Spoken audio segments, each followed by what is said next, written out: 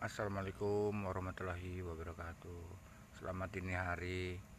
Mohon maaf kalau saya selalu live streaming di Facebook dan saya upload di YouTube saya, channel YouTube pribadi saya. Itu selalu jam 1 ke atas ya. Kenapa seperti itu? Itu karena saya hanya menggunakan operator Tri ya, mencari pulsa murah ya, kuota murah. Saya mendapatkan kuota murah dari Tri itu hanya Rp5.000 per hari ya, hanya Rp5.000 per hari. Saya sudah mendapatkan 5 GB. 5 GB itu terpecah dua, 750 megabyte-nya itu untuk kuota 24 jam, hanya kuota 24 jam ya. Dan sisanya 4 GB 250 mega itu bisa saya gunakan mulai dari jam 1 dini hari sampai dengan jam 9 pagi aja, hanya untuk satu hari. Jadi saya hanya membutuhkan Rp5.000 per hari. Itulah yang menyebabkan saya hanya bisa live streaming selalu malam. Di sini saya hanya ingin ngobrol-ngobrol aja sih ya, sebenarnya ingin bercerita aja, bahwasanya saya memiliki saudara kandung 3 saudara kandung ya, berarti 4 termasuk saya, dan masih memiliki orang tua yaitu ibu, juga ibu kandung. Tapi selama ini saya merasa hanya sebatang kara, karena mereka saya yakini ya, saya nggak akan jadi seperti ini, menggelandang dan segala macam, kalau saja mereka peduli, mereka punya rasa kemanusiaan, mereka memiliki hati nurani dan mau menampung saya di tempat mereka. Tapi tidak, ini sebaliknya. Ya nggak apa-apa sih, saya hanya bercerita aja ya, kronologinya seperti itu, sehingga saya sekarang menggelandang untuk belum setahun kok saya menggelandangnya, baru beberapa bulan ini aja. Karena hidup saya sempat lumayan dikit, maksudnya lumayan dikit gini loh, saya nggak menggelandang ya, dibandingkan dengan menggelandang. Saya pernah bekerja di satu material, tapi saya nggak kuat karena saya bekerja sendiri ya, tidak ada lagi yang lain, kulinya hanya saya tok. Jadi saya yang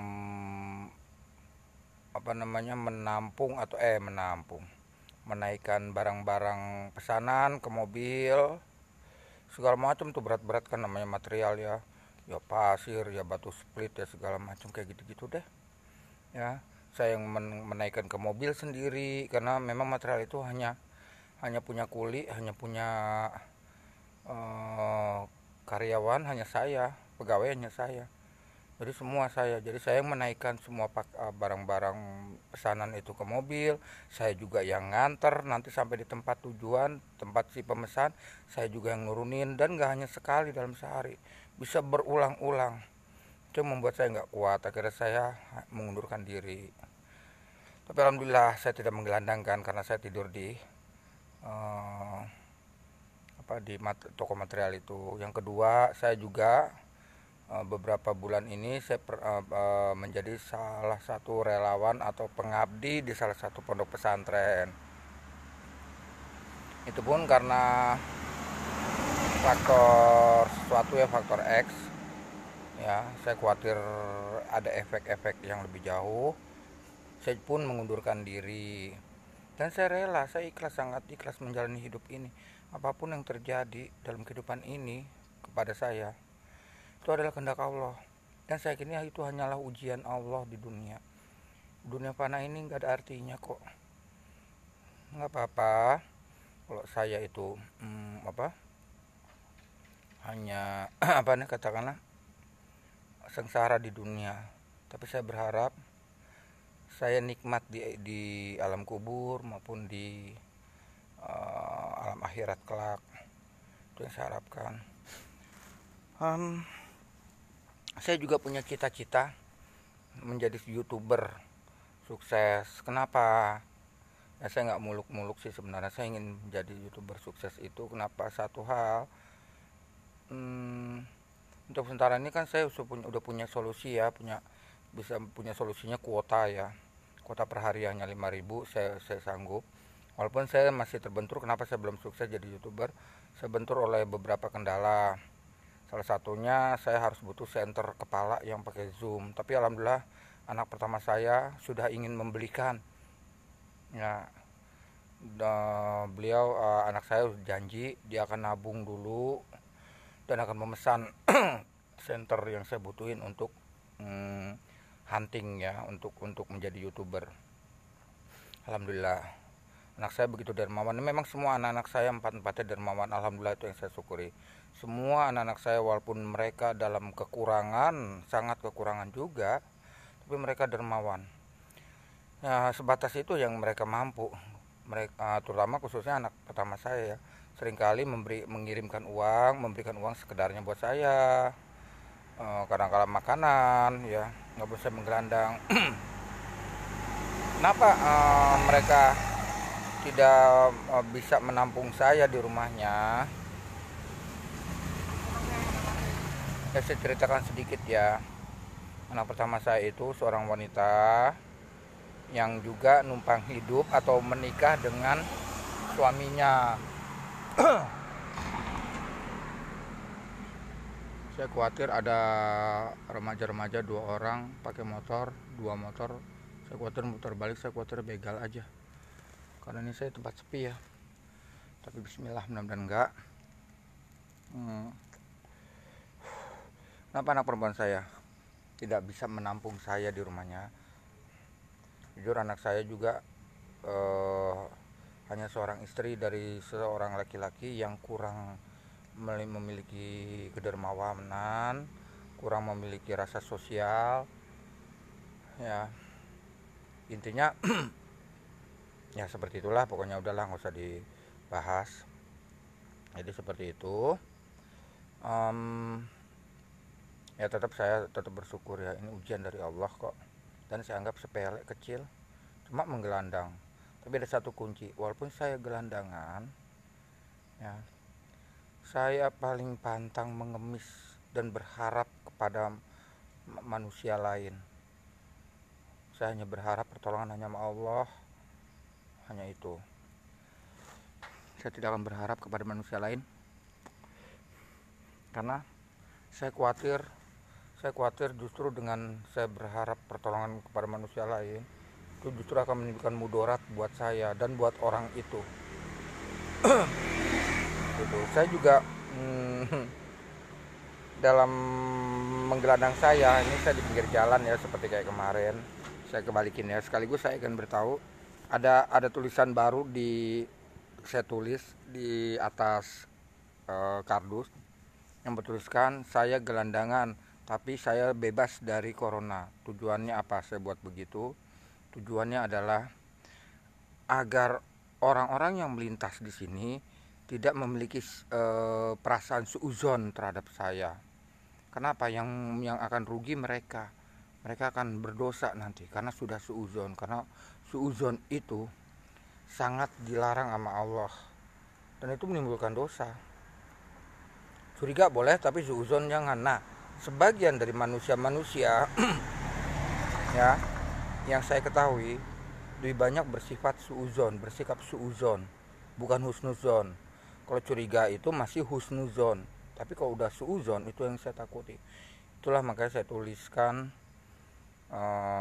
saya gelandangan yang terbebas dari corona, karena untuk mencegah mereka yang melintas melihat saya, mereka suudzon kepada saya bahwa saya terjangkit atau mengidap virus corona.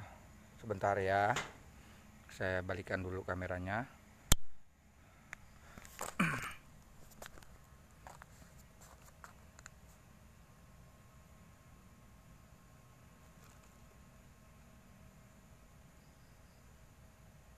Agak blur ya, alhamdulillah enggak.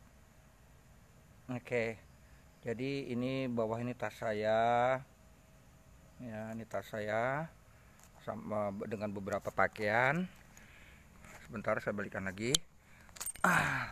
Tas saya dengan beberapa pakaian dan barang-barang yang tersisa. Dan klarifikasi lagi juga, setelah itu saya juga ingin klarifikasi, saya hanyalah seorang gelandangan baru. Ya, saya hanya seorang gelandangan baru, bukan gelandangan dari kecil terlahir jadi gelandangan.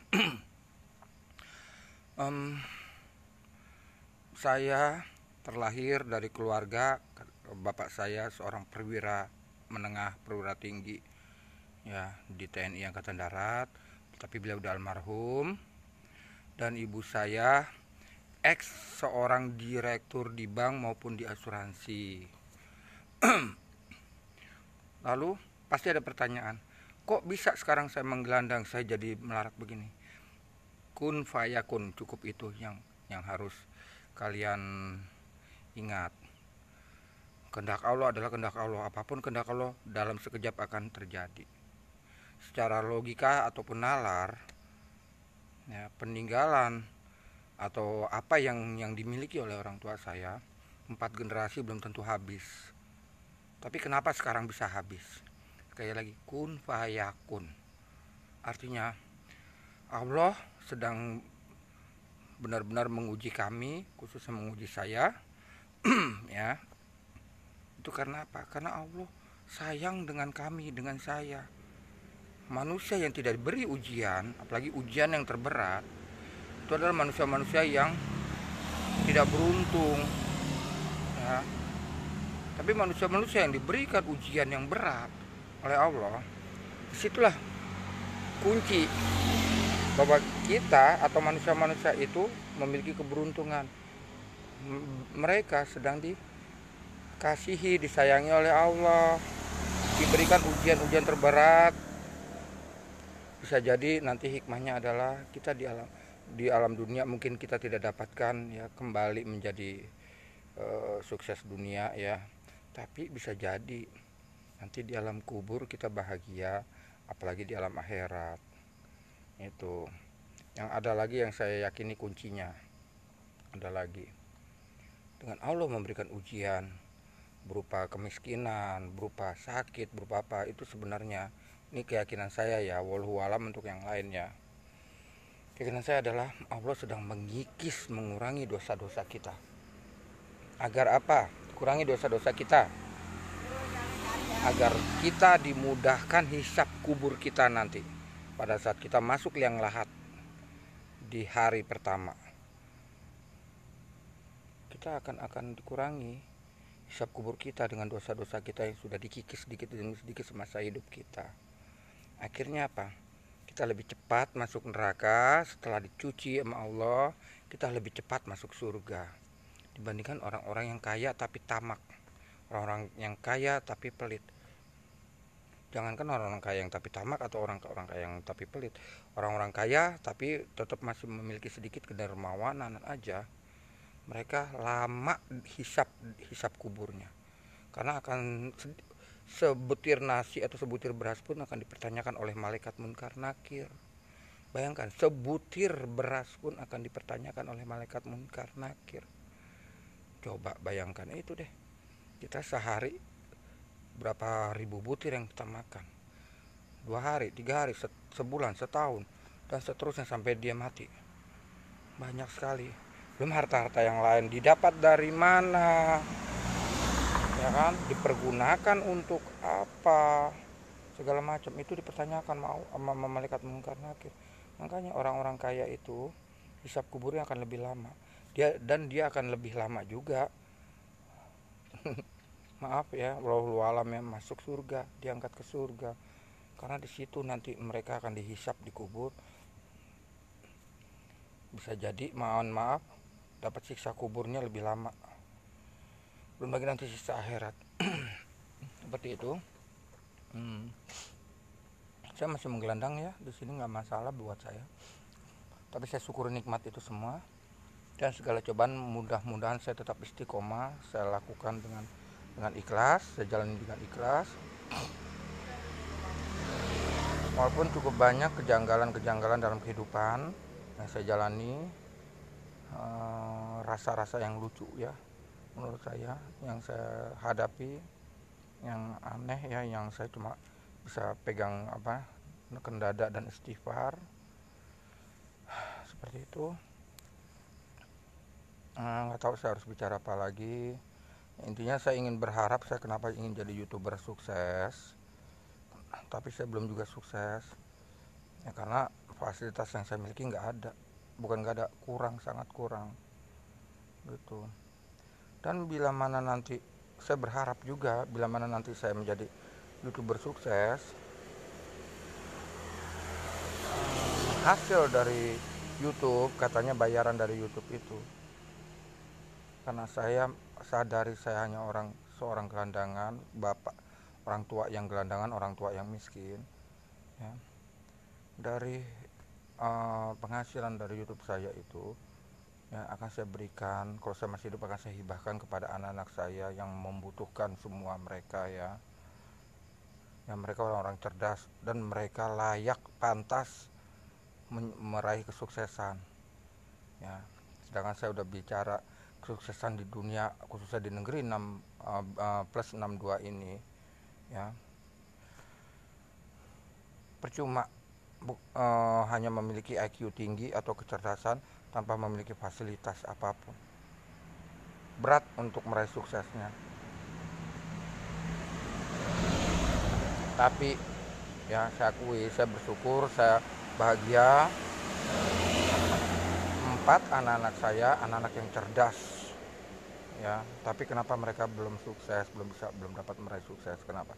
Yang tadi udah saya bilang, mereka belum bisa meraih itu karena mereka tidak punya fasilitas untuk meraih itu.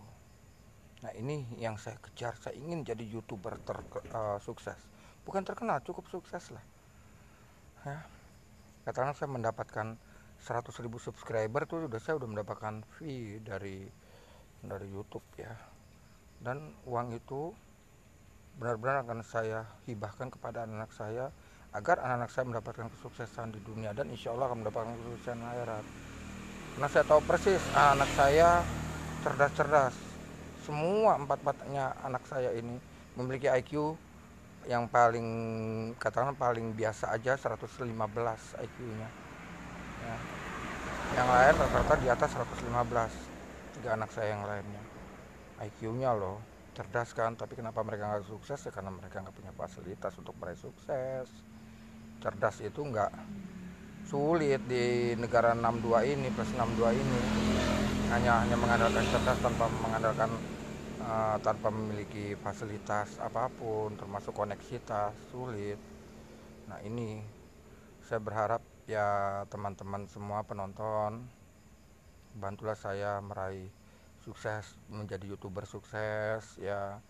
Channel YouTube pribadi saya bernama Misteri Malam. Awalnya nama channel YouTube saya itu Misteri Malam Kang Made Ompong. Tapi karena judulnya itu kepanjangan, atau nama YouTube saya itu kepanjangan, saya potong jadi Misteri Malam. Andai kata teman-teman tidak menemukan channel YouTube saya dengan nama Misteri Malam, coba ketik dengan nama channel YouTube saya yang lama, Misteri Malam Kang Made Ompong. Dan saya berharap teman-teman sekalian di subscribe deh ya. Saya mohon pencet juga loncengnya. Terus juga saya berharap di share sebanyak-banyaknya agar saya mendapatkan subscriber yang banyak, agar saya mendapatkan fee dari YouTube dan saya bisa menghibahkan fee saya itu kepada anak-anak saya, biar anak saya sukses ya, bisa meraih kesuksesan. Karena sayang sekali anak-anak saya dengan kecerdasannya itu tapi tidak bisa mendapatkan kesuksesan karena kurangnya fasilitas seperti itu. Andai kata saya udah meninggal pun, saya bisa meninggalkan warisan buat anak-anak saya, demi anak-anak saya itu bisa mengejar kesuksesan, meraih kesuksesan ya. Sekarang kita untuk berjalan ke suatu tempat aja kita butuh uang, ongkos angkot aja udah mahal untuk ini itunya kan semua pakai uang ya kan, apalagi mencapai kesuksesan tanpa punya materi, tanpa punya fasilitas, nol hasilnya, nol ya, nol hasilnya. Walaupun punya kecerdasan, punya IQ yang bagus, tapi tetap nol. Seperti itu. Ini sudah saya buktiin ya, ini sudah saya buktiin. Anak-anak saya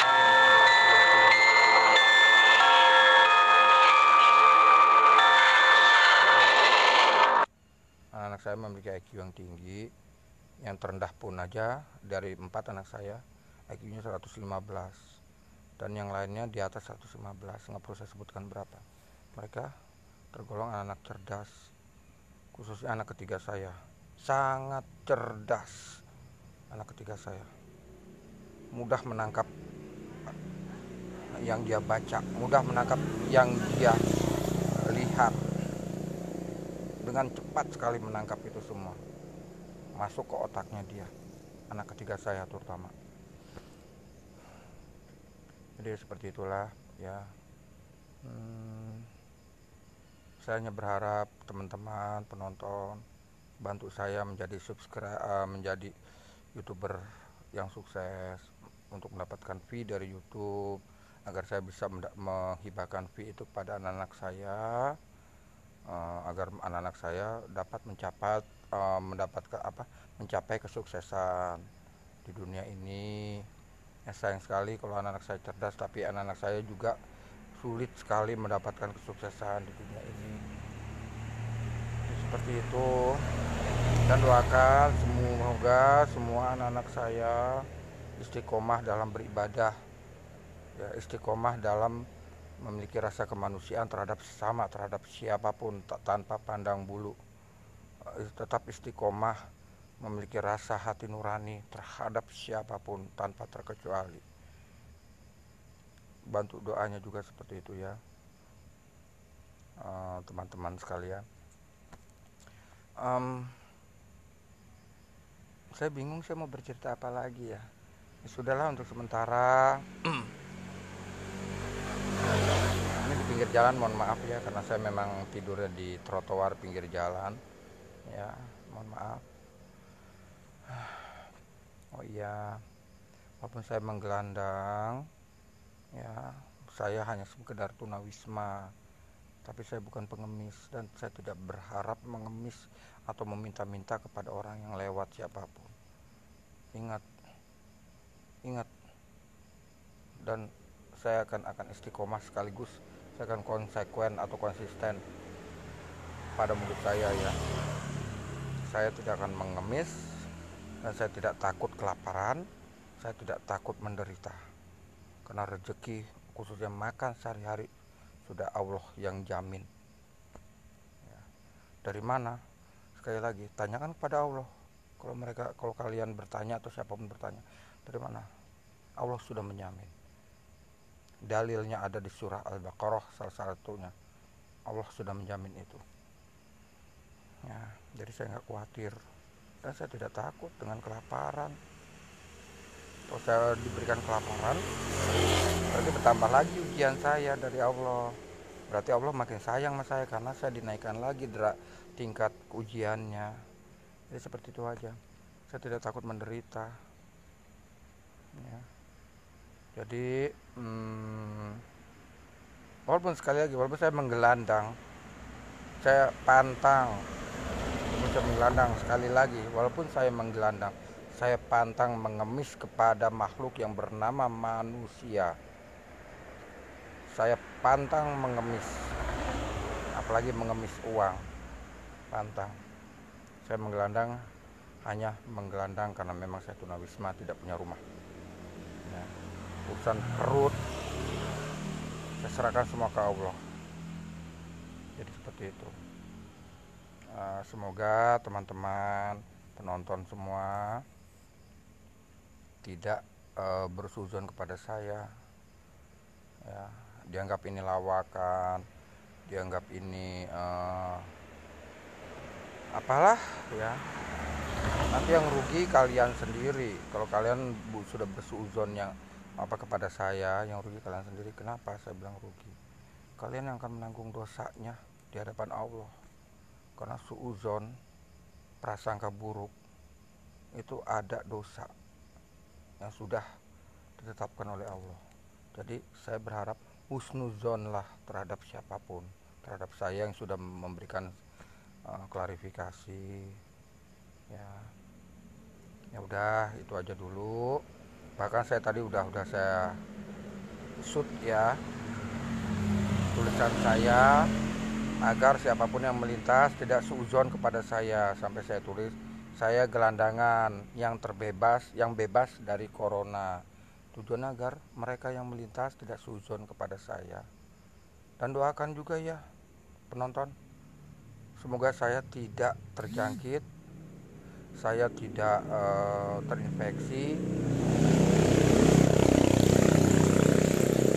saya tidak tertular oleh yang namanya virus corona. Doakan saya ya teman-teman ya, penonton sekalian. Misalkan iya pun, saya akan lari ke hutan ya, karena saya nggak mau ngerepotin siapapun. Saya nggak mau ngerepotin tim medis. Saya juga tidak ingin menularkan siapapun ya.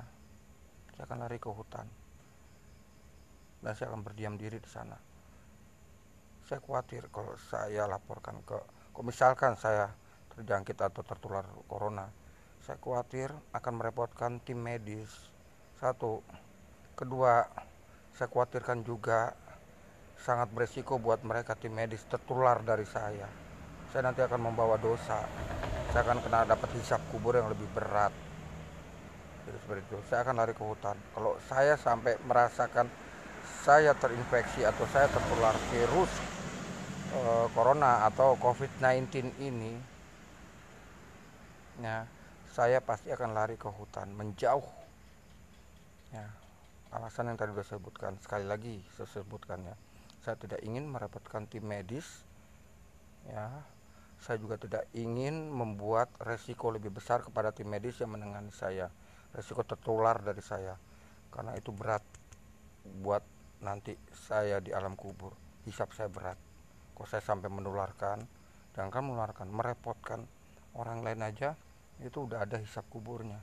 Apalagi sampai menularkan hal yang tidak baik kepada orang lain, lebih berat hisab kubur. Maka saya akan lari ke hutan, menghilang, menyendiri, biar sampai saya mati. Kalau saya mati, insya Allah saya nggak akan menularkan lagi. Karena apa? Saya bilang tidak akan menularkan siapapun ya. Ini sekarang saya berikan wawasan kepada penonton semua. Ya, saya berikan wawasan. Virus corona atau COVID-19 itu hanya bisa menular melalui liur, ludah. Ya. Dia tidak akan menularkan melalui udara. Tidak. Virus corona itu ada mengendap di ludah yang terinfeksi corona itu sendiri, ya. Jadi apabila ada orang yang tertular oleh corona itu, karena mereka tidak sadar, mereka sudah menyentuh liur orang lain yang bisa jadi tertempel di mana, yang paling sering, yang paling kemungkinan terbesar menularkan melalui uang. Hati-hati itu. Bisa jadi ada orang yang sengaja memang karena dia mengidap virus corona ya, ludahnya atau liurnya itu ditempelkan di uang. Uang itu cepat kan menyebarnya kemana-mana. Jadi hati-hati itu. Nah, orang yang orang lain yang memegang uang tersebut, dia lupa, dia tidak cuci tangan, dia makan, masuk ke mulut. Jadi seperti itu. Dan banyak faktor lain. Intinya sekali lagi saya